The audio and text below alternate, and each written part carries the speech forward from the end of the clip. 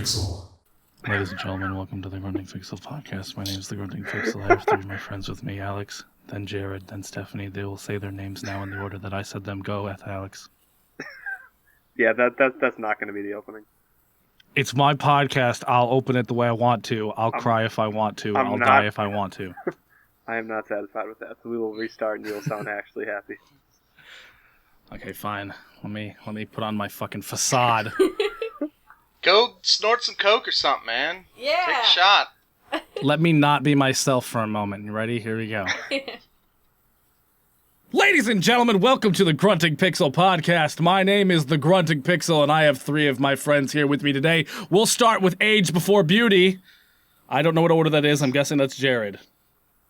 Jared here. I think it's me, Alex. And Steph.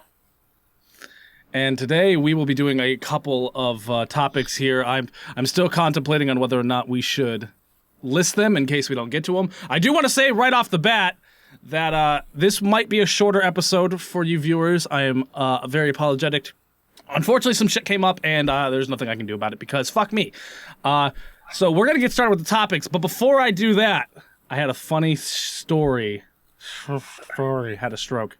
Had a funny stroke and story that I wanted to tell the group here. So it was probably a week ago. I don't remember what day it was.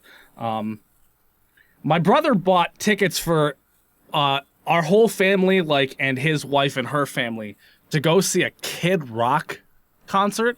Now, I'm just going to go under the full disclosure and say that I don't like Kid Rock. I don't think his music's that great. I don't hate him, but I'm not a fan.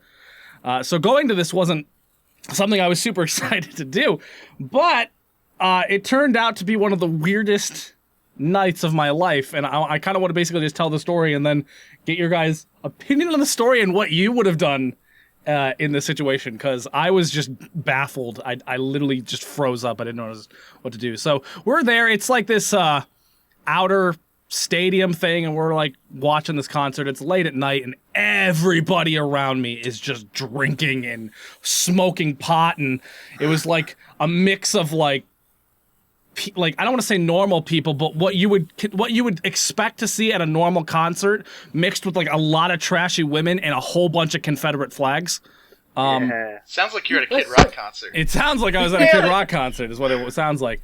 And it's getting late. We're about halfway through the show. There was two openers and then Kid Rock. So when he came on, it was like, I don't know, it was already dark, and everybody's like fucking falling over and like just. It was. I've been to a lot of places. I've never seen that many just abhorrently intoxicated people in my life. Like, there was people just falling down just around me. It was kind of crazy. And we're standing there, and my dad looks over at some chick who looks like she's about to like bite the dust. And my dad, also drinking, looks at her and goes, she's gonna fall over. And she looks at him and she goes, you fucking, don't even fucking say that. You don't even, I'm not fucking falling over. Fuck you. Fuck you for saying I'm gonna fall. Who are you? What's this? And then she points to my sister. She's like, who's that? Is this your wife? And then my sister's like, no, I'm actually his daughter. And she's like, your father brought you to a Kid Rock? What?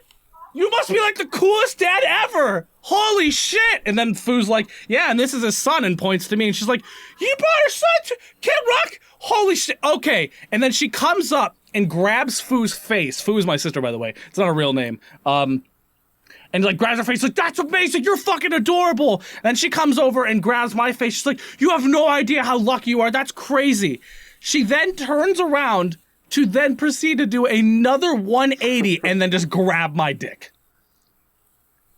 And I'm like, whoa, excuse me? What? Oh yeah. And then she grabbed it, and then she like backed off. She's like, sorry, it's just something I do. And I'm just like, really? That's something that you do? Okay. Was she French? That's something, okay. And then my dad's just like looking at me like, what just happened? And I'm just like, I don't know. That was the last thing I expected to happen to me or whatever. And I'm standing next to my brother's wife, so my sister-in-law. And the girl then like comes over, she's like, sorry, that was probably really awkward. And then she grabs my ass. And I'm like, okay. And she's like, got a good ass. And then she looks at my sister-in-law and she's like, you should feel this guy's ass. And I'm like, I don't know what to do. I don't know what to do right now. Like, should I say stop? I don't know what I'm supposed to do here. And then my sister-in-law was like, yeah, I'm sure he does. And I'm like, yeah, this is my sister-in-law, my brother's wife. And she's like, oh, then yeah, you probably shouldn't grab his ass. And she's like, yeah, probably not. And she's like, huh, oh, well, I guess you missed out. And then just walks off. And I never see this girl again. And that was my Kid Rock experience. Now the first question, the first question is, was she attractive in any way? Otherwise, was she fat? She was all right. She was okay. She wasn't fat, but she was. I mean, it was dark. So she was attractive. She was very drunk. She was. I don't know. She was okay. That I don't know why that's your first question, but go ahead with your second one. Well, no, I mean there was. Well, I guess that was my only question. But the reason I asked is because I mean, that would have like a distinct impact on if it would be more or less weird. Because I mean, if she was like, I think it's equally weird. even if that was fucking Jessica Alba, I'd be like, this is kind of weird. I'm not complaining, but this is kind of weird. Did you hear that stuff? He's not complaining, but it's still kind of weird. Oh, so the thing is, yeah, you could say that, but you fucking Trent Reznor walked into the door and started doing that with her. She'd be like, this is weird, but I'm not complaining. Yeah. Actually, it would be weird if he starts singing. You know? I can't comment because women grab my ass and dick all the time, so. Well, then you should be able to comment mostly, because then you could be like, oh, yeah, that doesn't happen to you. For me. It's just every day. Well, yeah, but you can comment on things every day. People talk about the fucking weather. Yeah. That's an everyday thing. No comment on the weather. I That's an everyday thing. Much. I was actually expecting this to lead to more of a conversation, but that was a crazy story that I wanted to share with my friends who clearly don't give a fuck. Yeah, we just don't care. We don't really care. Proud of you? No, proud. Like this is like a stage in boyhood you have to like hit. Nicely done. You're a grown up now. Way to get grabbed on by a drunk ass chick. Yeah. So basically, I got like molested by a drunk chick. I don't know if I would say molested. Well, what do you consider molest? Define molested. Molested? I mean, you're talking, I don't know. Define molested. Dude, I don't have a dictionary near me. I'm Googling it right now. Google.com. Define. He's always got to be right. Molestation. Alex, she touched him in his private square. To make annoying sexual advances to, especially to force physical and usually sexual contact on. Get fucking that wasn't really wrecked, forced. Alex. Yeah.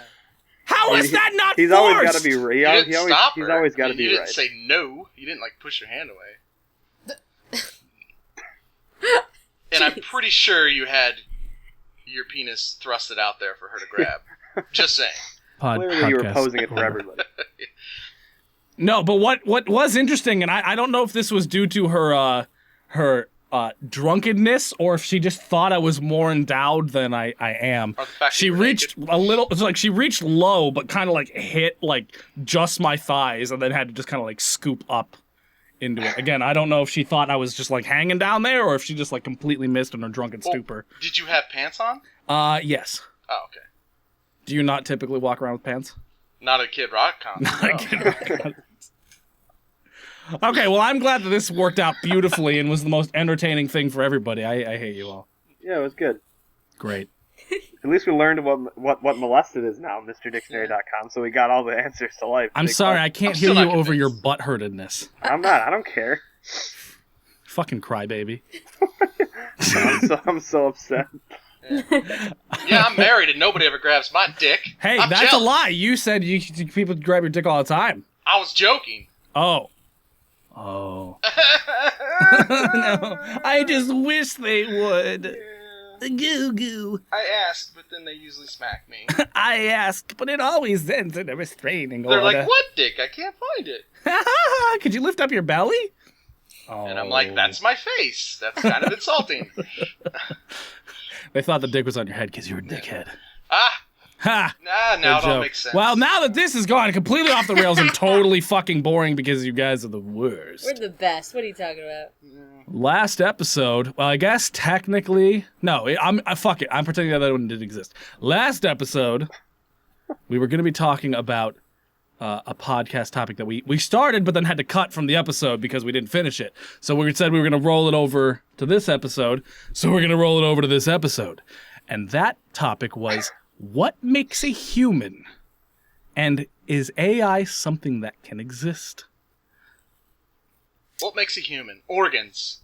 Done. So does that mean that piano in my church is a human? Or my church You mean is a that human? organ in your church? Yeah. Yeah, so that my church is a human? I don't know why that was so funny. I feel like I missed something. It was just the way, because you were like, organ. Oh, you mean the organs in the church? You mean that organ in the church? No, it has two of them. All I heard was piano. And I Wait, was just saying, why does your church have two organ. organs? Do you need So like they stereo can battle surround? back and forth while playing the Phantom of the fucking Opera. I thought your church wanted like stereo surround sound, so it needed like two different organs. No, one Opposite person it. dresses up as Jesus, and the other person dresses up as Satan, and then they have organ battles Oh, to see who wins. Spoiler, it's always Jesus. Wait, so they cut out their organs and battle with them? You lost me. They cut out their organ, you mean? The organ?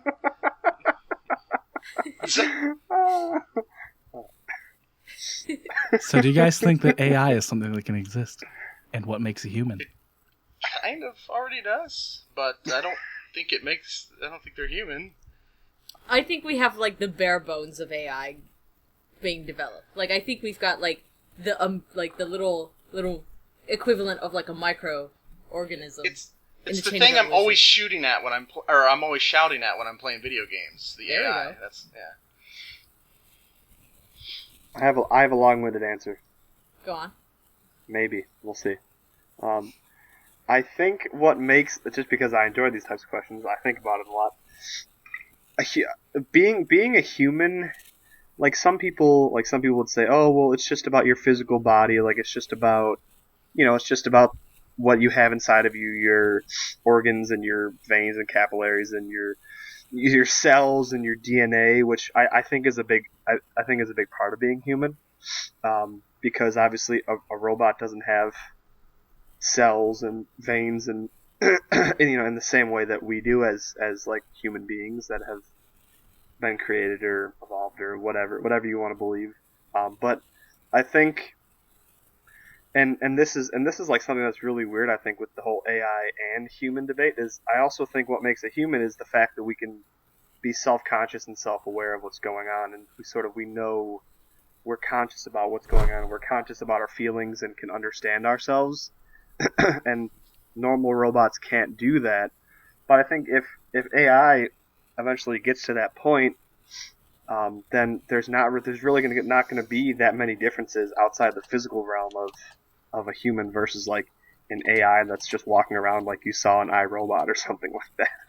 because those guys are, you could talk to them, chat with them, walk around with them. Everything was A-okay. And if no one's ever seen it, then I'm sorry, but the movie's been out for like 10 years or something. So if you haven't seen it, you need to see it. Spoiler alert. Yeah, so I'm sorry that I spoiled it for you if I did. But I think like if AI, I think it's something that can exist. I think it will happen eventually. I don't know if it'll happen anytime during our lifetime. But I do think that if AI ever becomes self-aware and like self-conscious and know like what feelings are and things of that nature, they're going to be pretty close to humans. And that's just, yeah. All right, I have my serious answer, and you guys may not agree with me, but I'm going to say it anyways. Never do. So I think it's the ability to love. Now let me go a little bit in depth here. The ability to love is a trait that it's a very wide range of things. You know, it could be your motherly love, like to be in love. It could just be that love. feeling you get at a Kid Rock concert when you see a guy whose dad brought his son. Yeah, or when a stranger grabs your penis, instant, you know. But I think, like there's animals and stuff that, quote unquote love, but I mean more instinct, just doing what is in their beast. But I think what makes humans so unique is their ability to love and that love, how like powerful it is. Like if you can actually die from like being heartbroken, like if somebody breaks your heart, Takotsubo cardiomyopathy. It's a thing that happens. And so I think that's something that robots, AI, well, at least in my opinion, would be extremely hard to achieve. And if they can achieve it, then they're still not human. So, setting the bar pretty high. Yeah. I think a big part of what makes humans, because like if you start like saying things like the physical aspects, like having cells or organs or things like that, or even like love and dying of heartbreak, there's actually a decent amount of animals in the animal kingdom where some of those traits are apparent. Like for example, I know elephants can die of heartbreak, and things like that. But I think what separates humans from like other species and like AI and things like that is like a sense of what Alex was saying, like self-consciousness and being aware of your surroundings or what's going on, in the grand scheme of things. And I think a sense of morality would be a huge factor in it. Like, we're probably the only species that have a scale of right or wrong. Most of animals and other things kind of do things based on their instinct, whereas robots are just, going off of what we're telling them to do. It's very binary, very straightforward. And I think we're really the only ones that can say, oh, this is right, this is wrong, and we can have debates about that. What makes something ethical? That we have like this more internal struggle, and we've got these like, gut feelings and things like that. And it's something that I don't believe we managed to recreate in AI yet, and I think that if we do that at some point in the future, we'd probably hit a huge milestone of making AI more human. Beautiful. I'm going to go with a very long answer with some setup. So, what made me think about this is that there's been a lot of discussion recently, and we've saw a couple movies recently that go into like AI and things like that. And it's always that debate is like, is it something that can exist? Could they ever be considered human, or would they just be considered robots that are pretending to be or close to being human? And it basically brought up the idea of like, what would be the difference, if there is one, between a machine that simulates being a human and a human that simulates being a human, because that's what we do. And I was just trying to like rack my brain about it. Like, what is that difference? What is there something that we couldn't put into a machine to make it us? Like, or do we just not have enough self-awareness of how we work to then emulate that within a machine? And I always go back to thinking about the fact that like humans are basically just squishy machines. Like when we look at a computer and how it processes information, we designed that based on how we understand our brains processing information, electrical pulses that go from one to another, doing X, Y, and Z, thus producing a result. And it's one of those things where, if you're of the mindset that humans have souls, or that humans were placed here or created by a god or a deity or something like that, then there is something that we would not be able to replicate in a machine. We couldn't create that. We don't have that power. But if you believe that humans are electrical impulses just like everything else in the world, and if you put enough electrical impulses in a certain format in a certain way that they could become anything, then I think that you could create an AI that is ostensibly what we call human. I think that a lot of people get hooked up and hung up on the fact that a human has to be born and fleshy and gooey and all these different things, whereas a robot is always going to be metal and plastic and those types of things, and that's going to be what people consider to be different. But I was really just curious to like, what do you guys think, if there is a difference between machine and human, what would that have been? What is that key, that simple thing that makes the machine now what we call human? Because Jared said the ability to love. You guys were talking about awareness and different things like that. But who's to say those aren't all software things that you could program into? Yeah, but the other thing is, I mean, like humans, they can give birth. I mean, that's something the robot AI will. But is that going to be the difference between it being able to communicate and think and do everything that we do? No. Here's a question: is do we need to replicate everything that the brain does to make something human?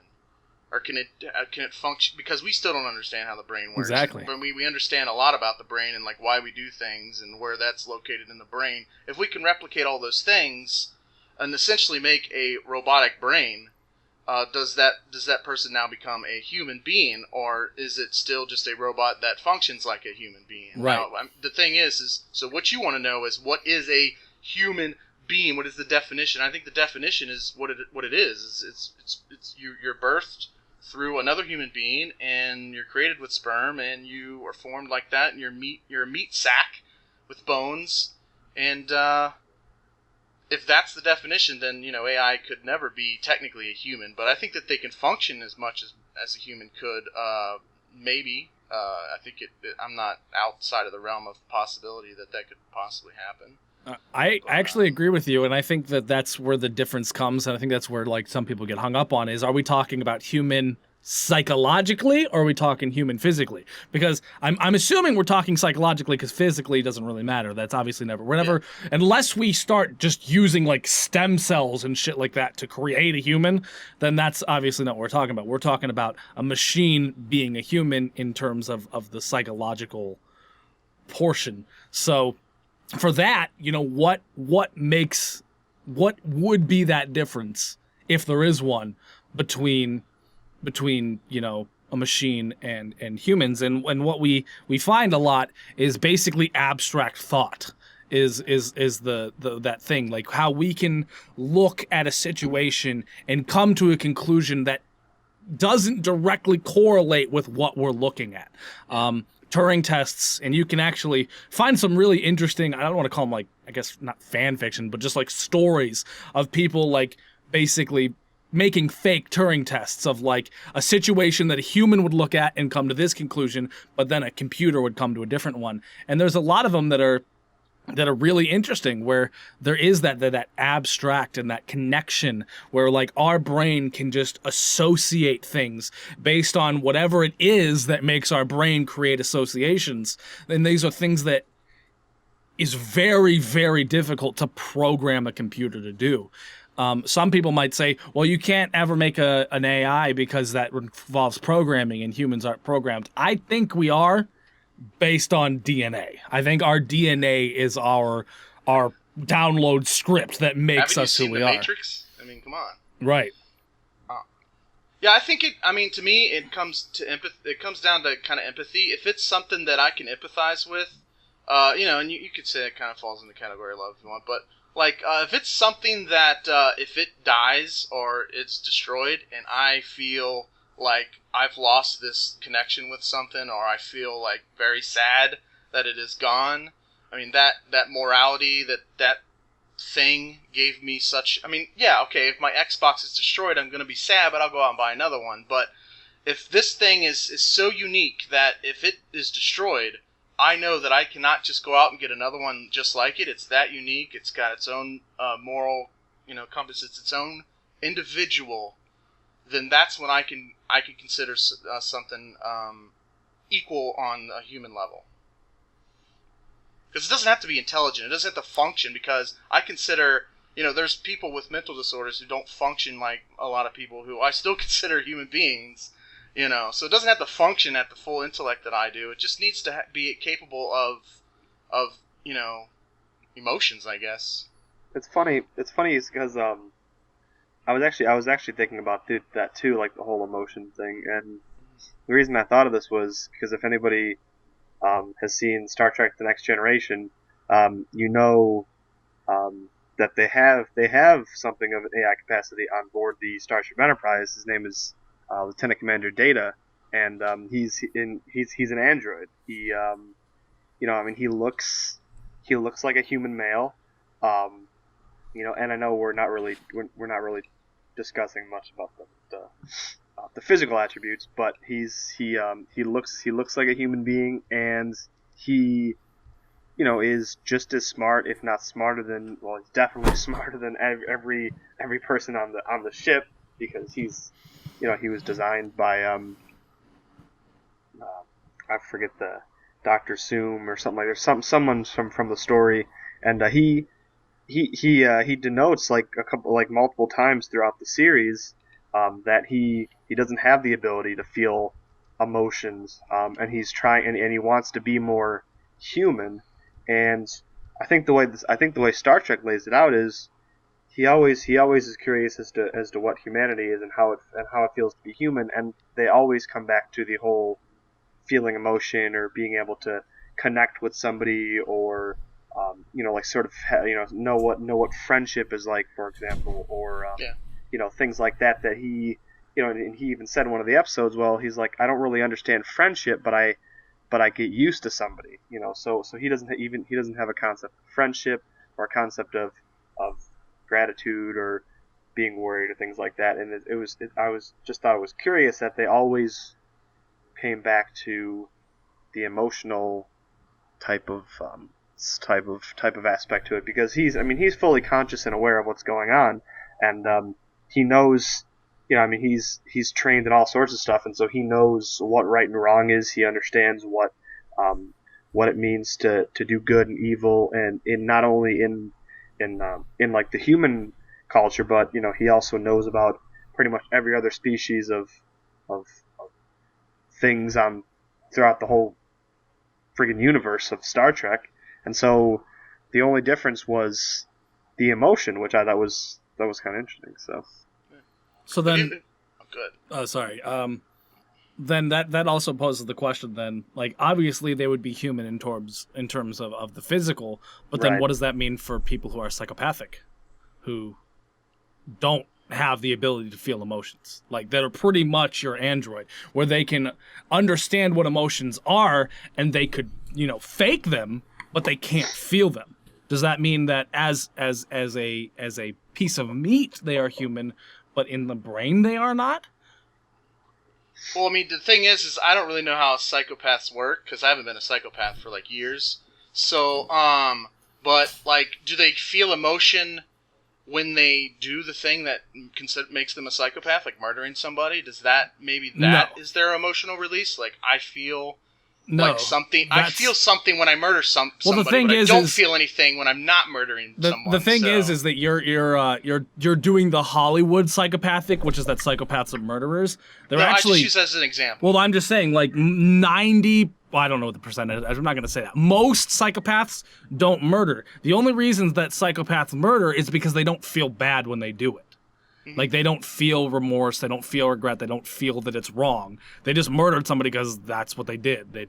They pissed them off, or they had a reason, there was some justification, and they killed that person. They don't give a fuck, they don't care, they don't feel anything about it. Well, that's what I'm saying, but the point I'm trying to make is that does it mean that they're incapable of feeling emotions? Yes. I mean, like, because maybe doing something, even though a lot of them don't act on it, which can be considered a moral compass, which is technically,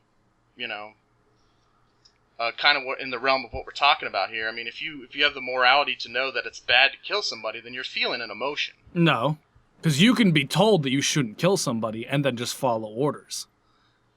But if you don't care, then what's to stop all of them from doing it? Well, obviously, if they kill somebody, they're going to go to jail, and if they don't want to go to jail and spend their life in a jail cell, then they're not going to kill somebody because they were told that they're not supposed to. Because they feel bad about going to jail. No, I'm just kidding. No, because they don't want to spend their life locked in a fucking cell. That's the thing. I don't know. The definition of psychopathic means that they can't feel emotion. That's just not something they can do. I'm not a psychiatrist. I don't know how the brain works and how that works. If they are completely incapable of feeling emotion whatsoever, any emotion, I mean, all of the tons of emotions that are out there, if they are incapable of feeling any emotion, then I feel really bad for them. Right. First of all. But I don't have an answer for. I mean, I'm not going to say they're not human. Well, that's the thing. Is they're human physically, but mentally they're kind of they are kind of robots if you think about it. You know. Well, that's the thing. Is I think that there's no answer to this question really, because I think every portion of what we are and what we do and how we think, all of that comes together to make us what we consider human. And I think that there's a lot of people who, even if you were to basically duplicate a human brain in every function, but make it out of metal, that a lot of people say that's not a human just because it's made out of metal. Even though it feels and it thinks and it interprets and it abstracts and it does everything that we consider humans to do, just because it's made out of metal, I think a lot of people, that's just too much of a disassociation. It's not what we consider human. So we've talked a lot about like what makes a human and stuff like that, but do you guys think that true 100% artificial intelligence is something that will exist or can exist? I'm going to say eventually, but we won't see that within our lifetime or the next. I am in the same boat with that. I think that with the way our technological advancement has been going the last 40, 50 years, I think we've gone from telephones that are hooked up to a wall to now being able to carry around practically a computer in your pocket in X amount of years. So I think if technology advances, at the way it's been and continues to for some time before like the world ends because there's no natural resources or anything like that anymore, I think that eventually something like that could be of existence. It just may take some time. My answer is that I think that we can, but it will not happen until we have 100% understood our own brains to like the type of understanding that we like a graphics card designer understands graphics cards, to the point where like they understand it so well that they can manipulate it and make variants and all that shit.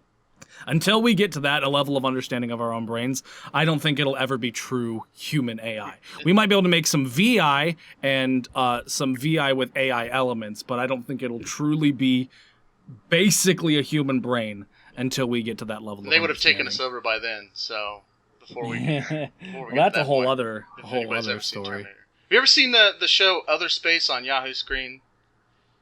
No. Okay, well. There's an AI on there. When they start acting like that AI, then I will start. That's when I will be convinced that we are now manufacturing humans.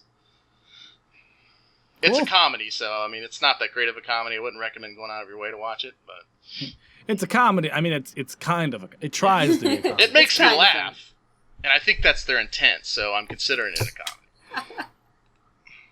Does that mean I'm a comedy? Oh. Yeah. Just kidding. I'd have to actually make you laugh for that to happen. I did. Oh. I laughed at you. Ouch. Well, from there, I guess we should move on to our second topic, which is totally related and definitely isn't a stark departure from where we came. So it is currently the beginning of August.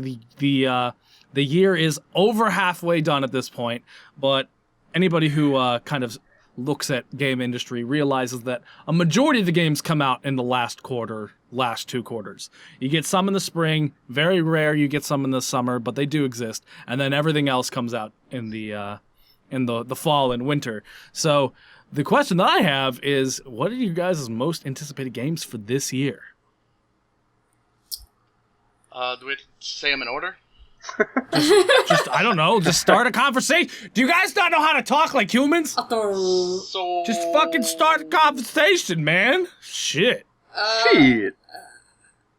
Well, since the thing is that this year is like almost over, and while that is true, like I looked at like the list of games coming out this like last half of the year, and there's like a lot coming out. I only really saw like 4 games that I was interested in playing. There isn't anything that I'm like super, anticipating, because I still think we're still at like the point right before all the really big games come out. Because because I think pretty much most of the bulk of like the games that we're really excited for that were announced, at E3 or the one beforehand, is coming out like 2016. But like I see Star Wars Battlefront, Fallout 4, Halo 5 Guardians, and Rise of the Tomb Raider are something that I'm really looking forward to playing. But nothing that I'm like so anticipating that I'm like foaming at the mouth or anything like that. Well, thanks for seeing all mine.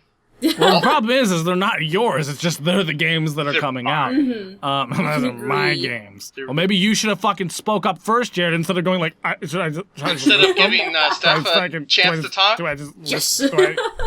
Sorry, next time I won't give you a chance to talk. God, apparently, Jared, you don't understand the basic sense of, like what to do in a situation where there's a woman and a man, and so you're not supposed to let the woman talk first ever. You're supposed to always do what you want to do. I think that Jared's a failed AI. Possibly. What? That was the whole plot reveal. Should we call the government? Jared's like, I've been discovered. Error.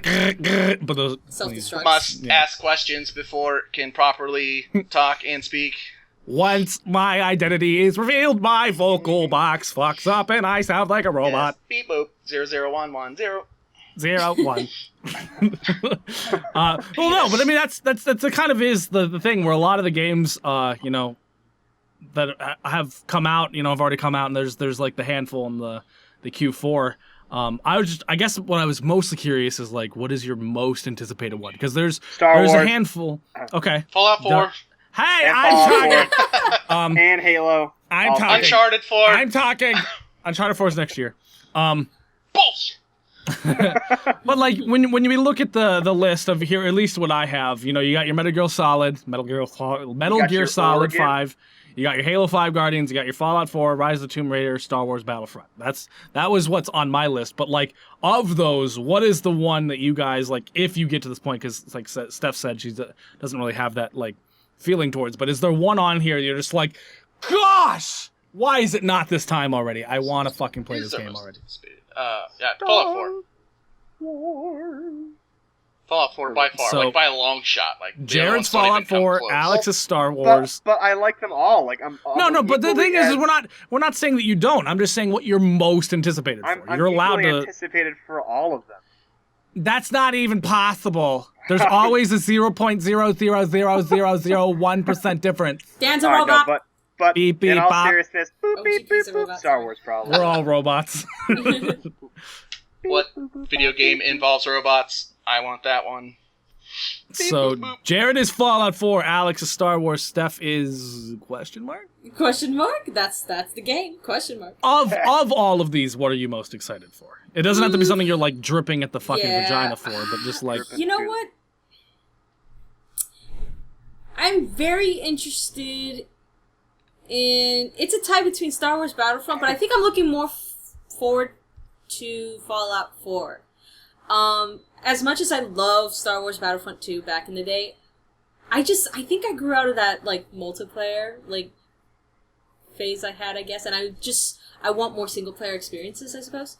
So, and Fallout 4 seems like a really, really big game. And it's been a while since I've dove into like a huge, a large AAA title game where like the whole thing is like about like adventuring and like exploring, and there's like all kinds of features to it. So I'm gonna say Fallout 4. Black Ops 3. Just kidding. There you go. Yeah, that's not even remotely on my radar. Yeah, no, I was. I feel like it's kind of like the boring answer to say Fallout 4, but for me it's hands down. Like before Fallout 4 was announced, it was actually kind of hard for me to say because I'm like, oh man, I love Star Wars, Battlefront, those games are awesome, and DICE makes great games, so I'm pretty excited for that. But also Halo 5, it looks kind of weird, and I'm not really sure I'm okay with the direction they're going, but I love Halo, so I'm super excited for that. But then like Rise of the Tomb Raider is coming at like showing awesome stuff, and I'm like, this looks like the last Tomb Raider, but better, and I loved the last Tomb Raider, so all of those were kind of like up there where I'm just like, I'm pretty excited, I don't know which one I would pick. But then when Fallout 4 was announced and showed off, it's just like, all those just like got shoved off the table, and then a big fucking Fallout 4 slammed on it, taking over the entire top of the table. That is my game that I'm like when I think about that game, I'm just like, God fucking damn it, why is it not November or October or whatever it's coming out? I love it so much I don't even remember the date because I wish it was today. I think it's October. I don't remember. Beep, boop, boop, bop, beep. Error in memory bank. Yep. Yeah, error in memory bank. Shutting down. Memory full. No. Please replace hard drive. But yeah, no, Fallout 4 is easily my most. Next year is going to be interesting because there was a lot announced from Sony, but Gamescom just happened, and Microsoft fucking destroyed in Gamescom. They had some really fucking cool things to show off, so it's actually going to make next year really interesting. A lot of analysts are saying that this is going to be the 2007 for this generation, and if that's true, I'm excited because 2007 was a great fucking year for gaming. So another game that I just learned about today. I don't remember seeing it at E3, but I didn't watch a lot of E3. But I was reading about it today, and I think it comes out this year. SOMA. Soma. It's like these. Speaking of AI, it's about these AI that were being created, and they become like these zombie-like AI or whatever, like monsters or something, and they start attacking. It kind of has like a Dead Space feel to it. It seemed like, but it looked kind of cool based on the paragraph that I read. So I'm gonna have to look it up. I've never heard of a Soma. Me either. I've never heard of a Soma. Interesting. Must not be getting that much hype then. Clearly not. But sometimes there's hidden gems in the gaming industry. Yeah. Well then, the next topic that I have picked out for us is what is your guys' thoughts? We're going in a different order, but what is your guys' thoughts of just this generation for games, PS4, Xbox One, and the games that have come out for those platforms? Has this been the next gen that you were hoping for, or has it kind of been lackluster? I think it has the potential to be. But what has it been? It's. I feel like within the past couple of years, it's been a climb towards what could be potentially the best. Because we have, it feels like a trickle of good quality titles, and I feel like it's a lot of just anticipation. I don't think we really hit, full speed at the next gen. I think it's more like, here's the introduction to the next gen. I agree. I think they're doing it on purpose. It's all a conspiracy. There you go, Illuminati. No, I think it. I don't know. I'm sort of in the same boat with Steph. I mean, I haven't been keeping up with video games as much as I would like, just because. And but I do think, there have been some good releases for the Xbox. I think. I think the Master Chief with its immense amount of problems has been good. I think. Destiny was already out, so it didn't really matter. But the fact that they brought it, a couple games they brought back for the Xbox One, which was okay. And I thought Elder Scrolls is pretty good. I think people... Destiny is a next gen title. just because it's on the old gens, it came out when the new gens were already out. Well, so. yeah, okay. Irregardless of that being said, I think Destiny was pretty good. I think people got hyped up about a lot of games.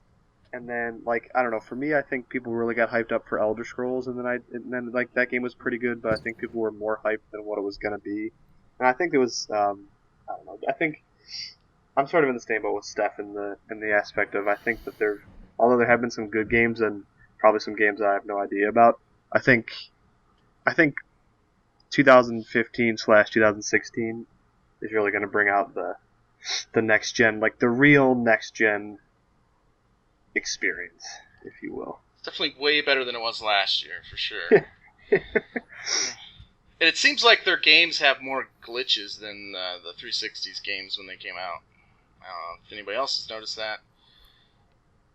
Well, that's just kind of a problem with just the industry and the way that it's kind of evolved, is that everybody, it's getting a lot more corporate. It's always been corporate, but it's getting a lot more corporate, and with mobile games and indie devs kind of becoming really prevalent now, the higher quality, I don't want to say higher quality, but the more expensive AAA games are getting pushed out the door sooner. They're not giving as much QA, they're not giving as much time, they're not giving as much manpower, and they're just kind of coming out just lesser and lesser quality.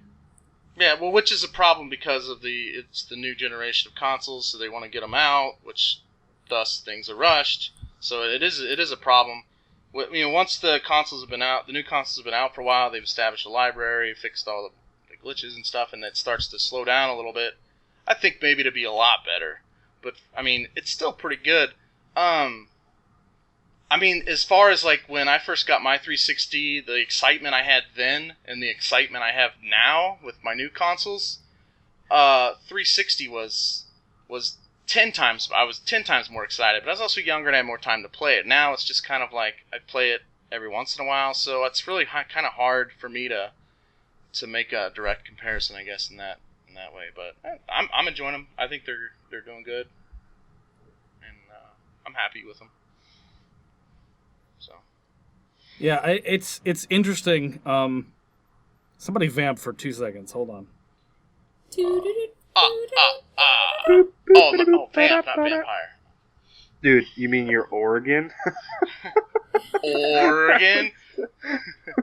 All I heard him say was the pianos, and then I was just like, you mean organ? And yeah, he was I said that piano type device. All I heard was piano. Well, I usually ignore everything you say, so I you're noticed. lucky I hear you at all. It's becoming very prevalent recently. No, this generation has actually been pretty disappointing to me personally, and I have a few reasons for that.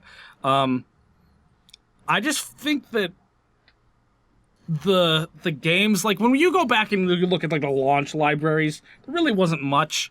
I still think that there was more on the 360 generation. I keep calling it 360 generation. It was really the PlayStation 3 and 360 generation. I just felt like there was more in the beginning, and then that there was just kind of more interesting titles relatively recently after that. We had a lot of cool, new IPs and first-party games and stuff like that. And while there's been some here, it seems like everything that should have been out last year and this year still isn't out, and we're still waiting for those titles. Like, we're getting some of them now, like with this year and at the end of this year, and we had some cool PlayStation ones with like Bloodborne and things like that. But for the most part, we're still waiting on those killer games, and it's been 3 years. Like it's just taking so much longer, and I feel like the jump in tech between the Xbox and the Xbox 360 and the PlayStation 2 and the PlayStation 3 was a lot higher. I feel like they needed to go further with this gen than they did. And then everybody was just so worried about everything else other than games, Sony mostly excluded, and it didn't work for the gamers. Like, now that I'm seeing the things that Microsoft said this year for at E3, and then what they said at Gamescom, I feel like they're finally getting it. But like, we had that at the beginning of the generation last gen. We're just now getting that for one of the platforms 2.5 years in, and I just feel like there was a lot of potential here that Sony mostly hit, but didn't really, and then Microsoft really missed. Sony had like gamers first and all this stuff, but there's still, how many PlayStation exclusive or PlayStation prominent games have come out that are like big deals? You had a couple in the beginning. You had your Killzone, you had your Infamous, you had your Bloodborne.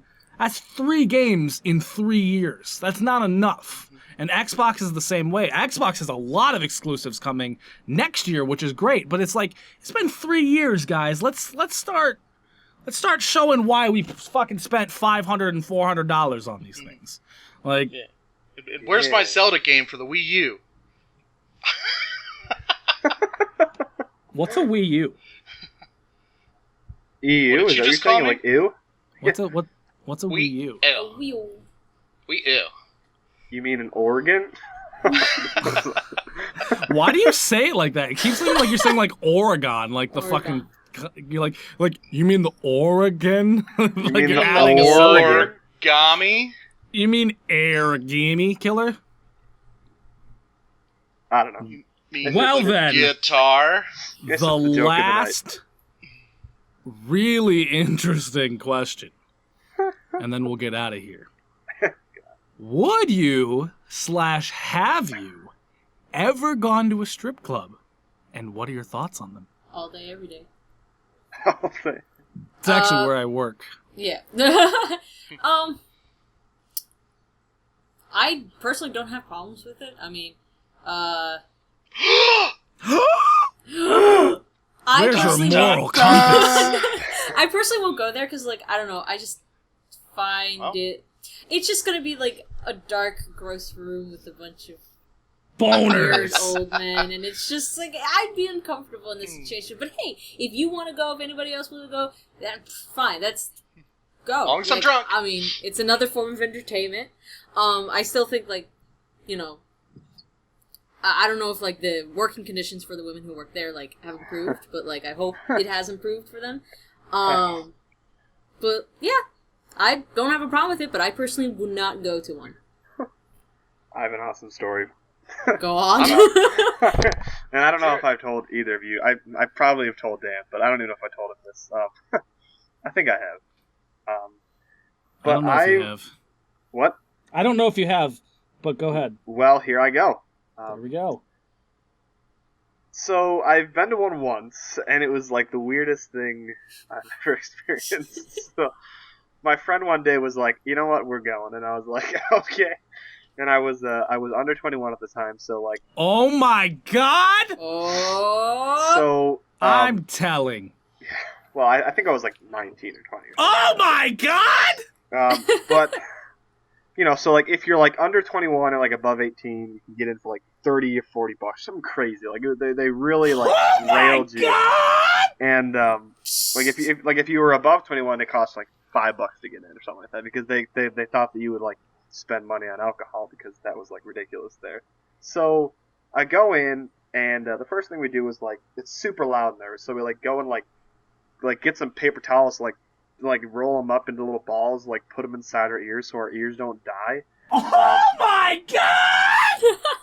And so like we walk in and we like sit at like the very front, like and like I don't know if my friend has ever gone either. So like you sit at the very front, and apparently like you're only supposed to do that if you are gonna tip the people. If you brought a lot of ones. Yeah. So.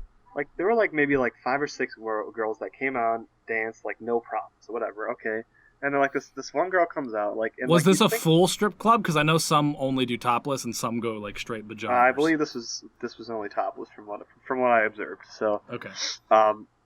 So, like, 4 or 5 girls come out and dance, no problem, we're sitting there at the front, and then this other girl comes out... And then my mom walks out. Yeah. No. And then this other girl comes out, and she's like coming up to us and like, you know, like sort of like opening up her like panty to like give us like sort of like make us give her money, and we're like, no, we're just watching. And she was like, then she started bad mouthing us the whole time. She was like, wow, how sad, you guys can't even afford to tip your stripper or whatever like that. And we were like, okay. They definitely like that's not just that strip club. Like all strip clubs, like they're told to shame people. Yeah, don't. So I was like, whatever. So we got up and like moved it back a couple seats or whatever, and like during the time, like girls like will come around and start talking to you, but they're not like really interested in talking to you. Like they just want to get you to pay for a dance or whatever. So this like girl comes over, and my friend is just like, no thanks. Like I know like what you're trying to do, and like we appreciate it, but like we're just kind of just like trying to watch or whatever. And so she like got all pissed and like stormed off. And then she brings back her friend, and her friend comes up to us and goes, let me tell you something. You know, okay? Let me tell you how a strip club works, okay? If you don't tip us or pay for our dances, you're stealing from us. You are stealing from us. You just can't come in here and just watch. You need to pay for the dances and tip the strippers. And if you don't, then you're seriously stealing. And that's just so rude. And my friend and I we just both look at each other and just walk out. Like, we didn't even have to say anything. We both knew what we wanted to do. We both just walked out, and I've never gone to a strip club. I would have just started laughing. Dude, I probably would have gotten kicked laugh. out, but I would have just started laughing. We all laughed. We were laughing the whole way home. So that was my one and only experience at a strip club. I don't necessarily have a problem with them. I think they're kind of weird. But, I mean, yeah, that was that. So. It was just the weirdest experience I've ever had. Jared, I'm actually at a strip club right now. Cinnamon, you want to say hi? I can't hear Cinnamon. you over. I can't hear you over the vagina in my face. Yeah. But no, Jared, you're a God-fearing individual with a wife and kids, so I'm sure your input on this will be very interesting. Yeah, I'm looking forward to that. I've been to once. Once. All right. Well, Oh and my podcast over. Oregon. I've been to one, and I was probably even younger than him. I was probably like 18, maybe 19. So probably 18. My friend we were bored and we were driving one night. And it's like, hey, you want to go to the strip club? And I'm like, it's better than sitting at home staring at the wall. So, we went, and he felt like if he was at home or something, he must have been to one before, obviously. But he was like buying lap dances and stuff, and I'm sitting at a table awkward, and women are looking at me, and I'm like, I don't feel so good, because like I'm really weird about stuff like that. I have this like odd like thing, like respect for women or whatever, I guess. Jeez. And what I mean is, well, I'll let you finish dying real quick before I finish. I have this odd respect for women. No, why I say it's odd is because, like, oh my god. Oh my god, I love you, Jared. The reason why I say it's odd is because, like, it's over and beyond, like, the typical male, because, you know, my father treated my mom like shit. You know, the whole thing, like, I don't have a father. So, like, I felt like I was being disrespectful to women by just being there, and I know that's kind of, they're there because they want to be there to make money, and they don't care or whatever, but I was like, I felt like I shouldn't be looking, and I felt awkward, and, so it was extremely uncomfortable, and, so after about maybe an hour after he got his fill, we left, and I never went back, so. That's And then interesting. I went home and, watched Stare the at a porn. wall. Yeah. Where they can't judge me. I have never been, and I don't really, I don't know how to word this. I'm not like, I want to go because I want to go. I think that I want to go just so I can, like, finally know what that's like and how terrible it is. And then just be like, okay, I learned a thing. Kind of like the first time, like, you try, like, anything just to see what it's all about. Yeah. Try what? Try what, Dan? Like ecstasy, methamphetamine, anal with another man. I just want to see what it was about. Yeah, So- I just want to know what it was like. No, like just any sort of curious thing. Where like somebody's like, "Hey, you're at a restaurant. We serve alligator. You want to eat it?" And they're just like, "I don't know. Yeah, I'll try an alligator. Why not?" Just that type of curiosity. Alligator's It's like, good. What's so it all about? You wanted to go to a strip club, but you needed to see where Steph stood on it, so you put it in the podcast to see what her opinion was. Yeah. Now you know she's okay with it. You're like, score! Actually, I don't know if she knows if she said I was okay with it. She didn't specifically say that. No, I'm she okay said the with... last time she went to a strip club, she motorboated that bitch. I'm pretty sure that's what she said. Is that what you said? I mean, more or less. I mean, it might have been paraphrased a little bit, but You might be reading between the lines a little Something bit. about Like old my men and face was motorboating. between her titties. I was gonna say. Something about old men and... It was I was somewhere gonna in say between you that. might be reading in between the cleavage, but see. I already made that joke. Well, you sorta made it I beat you indirectly. to it. Well, I said you're reading between the lines like her face was between her titties. That's pretty much Right. the same thing. I don't know, but no. You know what, Yeah. Alex? Mm-hmm. You're fired. All right. You've already fired me like 3 times today, so I I know. guess I'm. I'm just still waiting for you to actually accept the firing. I don't want this job anyway. See you next week. I don't want this job. So are we still doing but- another grunting philosopher? But I am curious to just kind of see what it's like, because I'm an interesting individual. I think that I agree with Jared where I respect women more than most, if that's what you want to refer to it as. Where, like, there's this, and I don't want to say it's a bad thing, but there's a thing that's been happening very recently in the U.S. It's been a thing for a while in, like, Europe and places like that, where, like, women specifically, because I don't see men doing it too much, are really embracing their sexuality, and they're wearing basically paint and walking to school, and they're twerking, and they're getting naked, and they're taking photos and nudes and picture Snapchats and things, and like they're becoming a lot more like sexually out there, which is not, it's neither good nor bad. I'm not saying anything like that. It is interesting that that's becoming a thing recently. But for me, I can look at a nude girl and go, that girl's hot. That's a normal thing. But what makes a woman attractive to me is, and I don't know how to say this without pissing somebody off. She's not fat. Yeah. No. Is knowing that they're attractive and knowing that they have a body, but not just displaying that for everybody to see. I find modesty is a very attractive thing. Not to the point where like, I don't even know what my vagina is. Like the thing where it's just like, I'm a girl, I'm attractive, I don't have to wear skanky, slippy clothes, barely wear anything, and twerk on Twitter for people to like me. So a strip club is pretty much the opposite of what I find attractive. It's attractive ladies, which is nice, but it's a bunch of ladies putting their titties on display and shaking their ass for anybody with $1. And that's not what I find attractive in women. I'm attracted to personalities, personally. Those are okay. They're a little overrated. It's really hard to find a personality, though. It's really hard to find a personality in a strip club. Like, when you go up to a stripper, you're like, so, what do you like to do? You like golfing? Or I like to strip. Like, give me your fucking money. Yeah. It's just, it's really awkward. But I would be curious to just see what that's like. Like, how terribly uncomfortable it is. Is it? Because, I don't know. Like, just next time anybody goes to a strip club, just think about this when you walk in. Look at the number of dudes and realize that 80% of them have erections right now. And 100% of them are pervs. Yeah, Dude, like... Okay. That's kind of like what kind of like makes me uncomfortable at strip clubs, because you're essentially walking into the giant auditorium of boners. Like, it's like, oh, okay, this is... And it's just like... Boner alert! It's sexual... peak the location. Like, everybody is horny and everybody wants to fuck things, and it's just it seems like a terribly uncomfortable place for someone like me, but I'm curious. I should go to one and then report back. We'll have Grunting Pixel Podcast reporting live from a strip club. What do you think about this? Live Candy? from the parking lot of a strip club. We just walked out and I still have glitter in my eye. So, Candy, what do you think about the all the boners in the place right now? Does it make you uncomfortable? Here, I love boners. I want to fuck every fucking... Okay, now I'm really being racist against strip clubs. I think, okay, and I have an observation when I was there of the types of, because we were talking about like the guys that were in there and how they're all pretty much just like, ho, give me some of that. That sounded like Mickey Mouse. But yeah, maybe Mickey Mouse wants some love too.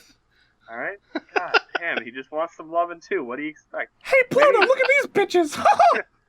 Minnie doesn't give him enough. No, but it's because he's married. Minnie puts out. She just does it with Goofy. So the well, we're never gonna get to finish that sentence. Ouch. I know the three types of men that I found that were at a strip club were like the total, like stereotypical Hollywood type nerd kids who just like walk in with like a Teenage Mutant Ninja Turtle shirt on and like some gym shorts and are just like, hey guys, and are literally just like passing one. Is this where you find the boobies? Yeah, there's those. There's like the businessmen who are in like full on suits, like sitting at the bar, like just like chilling or just sitting and watching. And then there's like the other people who I guess you consider normal-ish, are like, this is where I would classify myself. And then there's the mafia in the VIP room. It actually sounds like you had a decent experience, because one of my friends who frequents many a strip club actually says that there's a handful, I don't know exact types, but he's basically like, there's the people that are like you, where you're just kind of wanting to experience it and see what the hell it's about. There's the people who go there all the time, which are just creepy men, just pervy, just weird men. And then you have like your business people that do their thing.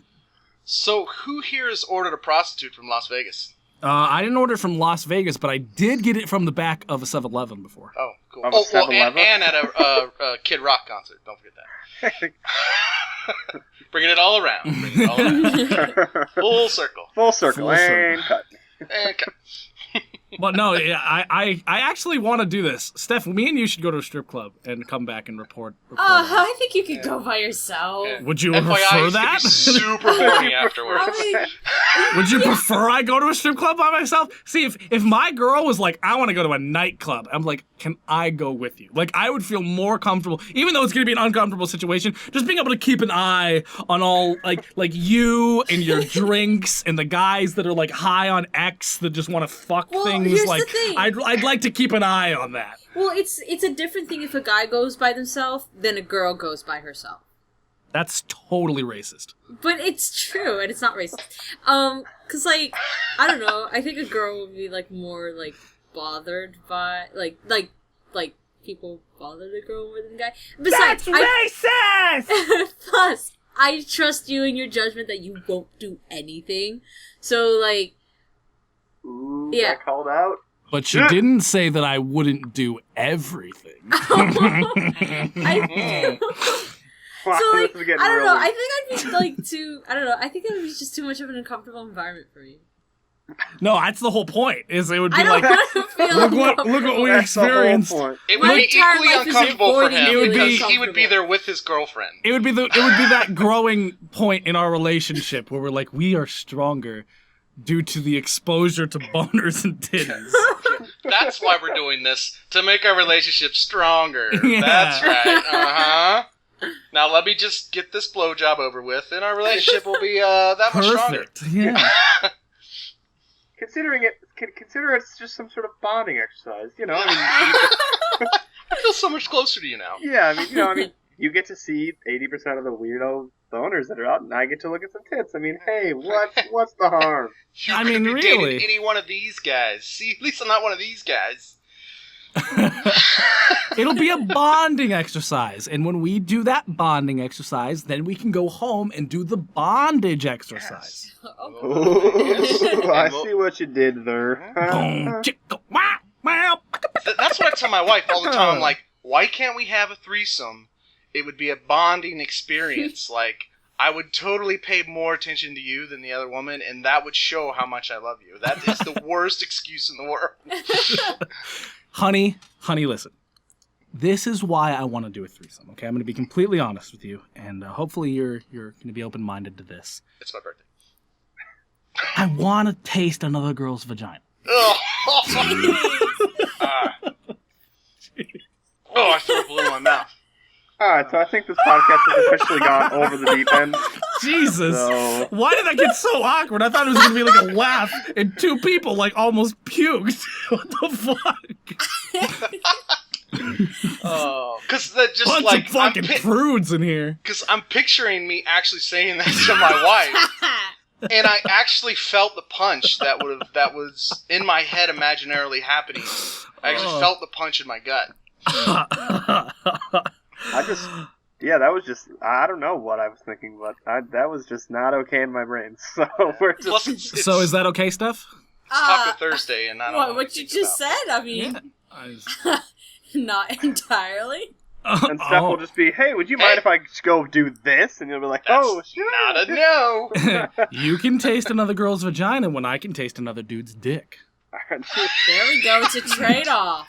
I think it's really weird that you're using the word taste. So I think we should just really just sort of. I want to sample drink platter. another girl's vagina A lick. while you drink another dude's dick. I want to slurp. Jeez. Oh my god. Okay. I'm gonna lick a vagina like a lollipop while you suck a guy's dick like a tube of Go-Gurt. Oh my god. Wow. Wow. Empty a things got out dick of like a hand. tube of Go-Gurt. Wow. Oh, I'm so glad my wife's not was- here. That is ripe. Yep. Wow. Yep. Oh I my hope my God. wife, if you ever listen to this podcast, I'm joking. I really but my wish- birthday is coming up. I really wish that there was a way that I could just like put the mental image that I had into my brain onto that podcast of I just think we like got it. the mental image of somebody emptying a dick like a tube of Go-Gurt. I just like the most like just a horrifying image just like Yeah. went through my brain like a bullet. Oh man. Wow, that was a weird analogy. On that note, that is the end of this podcast. For all the ladies listening, empty your guys' dicks like tubes of Go-Gurt. And for all the guys listening, taste her pussy. That is a public service announcement. Thank you guys so much for watching. Go-Gurt!